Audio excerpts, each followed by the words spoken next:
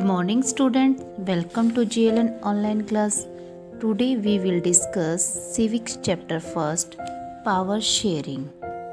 प्यारे बच्चों, आज हम कक्षा 10वीं का सिविक्स का चैप्टर फर्स्ट पावर शेयरिंग सत्ता की साझेदारी के बारे में पढ़ेंगे. Our first point is overview. हमारा पहला पॉइंट आता है चैप्टर का जो परिचय है उसके बारे में.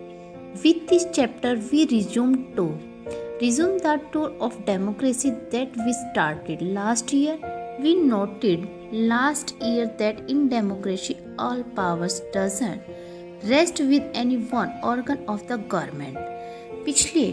इस अध्याय में हम पिछले साल जो आरंभ हमने की थी लोकतांत्रिक यात्रा उसको आगे बढ़ाएंगे और हमने नोट किया कि हमने देखा कि प्रजातांत्रिक जो व्यवस्था है उसमें जितनी भी शक्तियाँ होती हैं वो किसी एक अंग में निहित नहीं होती.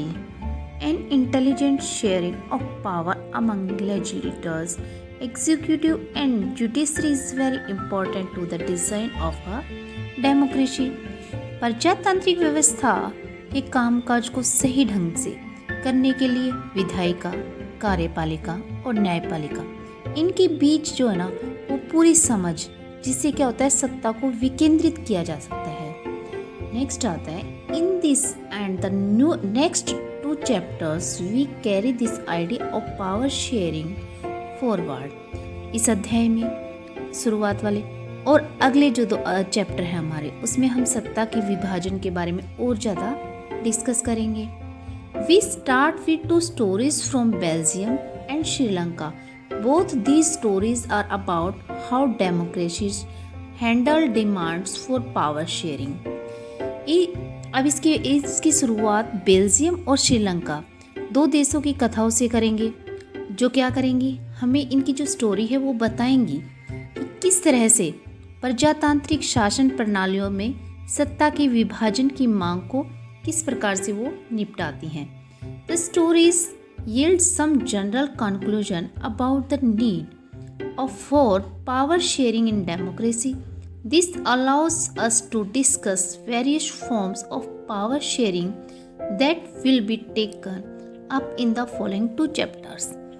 अब ये जो घटना है ना इसमें होंगी इसे जानने में हमारी मदद करेंगी कि जो लोकतंत्र में सत्ता का बंटवारा है उसकी आवश्यकता क्यों होती है, क्या लोकतंत्र जो है वो जरूरी है.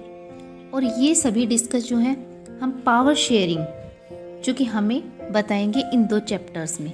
इनकी विस्तार से व्याख्या होगी. Belgium and Sri Lanka. बेल्जियम और Sri Lanka. Belgium is a small country in Europe. Belgium जो है वो यूरोप महाद्वीप का एक छोटा सा देश है.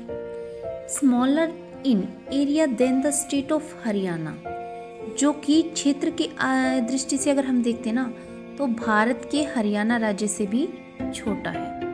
It has border with France, the Netherland, Germany and Luxembourg. It has a population of little over 1 crore, about half the population of Haryana.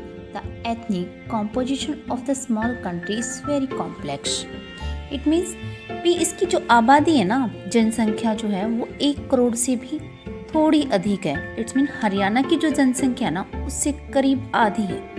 और इसकी जो सीमाएं हैं वो नीदरलैंड, जर्मनी, यूक्रेन, फ्रांस आदि पड़ोसी देशों से लगती है.